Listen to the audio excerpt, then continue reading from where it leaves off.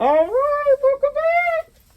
And now we have applied the fungal scalp treatment that we've actually created ourselves. Okay, this again has more antifungal and other different type of natural scalp. I call it like natural scalp biotics. Actually, that's one of the actual names of one of our treatments because it's kind of similar to you know how they have antibiotics. That's how scalp biotics got its name. Okay, it's because we're helping to alleviate inflammation and any type of viruses or anything like that.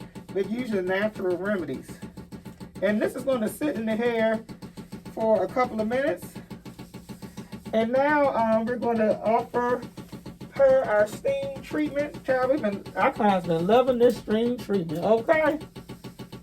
So now I know it actually makes a little bit of noise.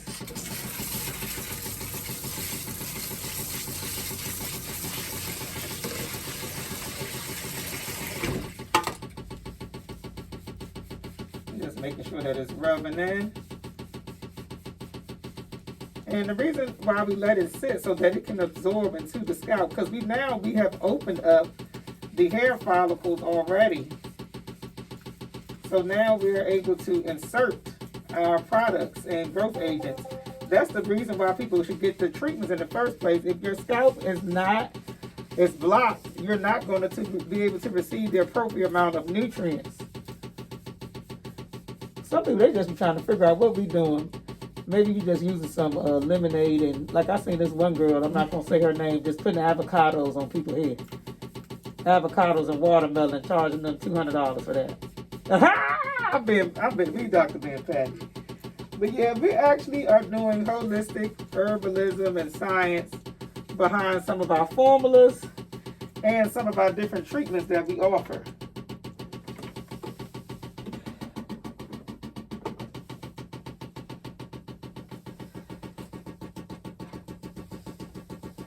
So now we're just getting ready. I think our baby, she is gradually heating up. And we're just massaging it in now.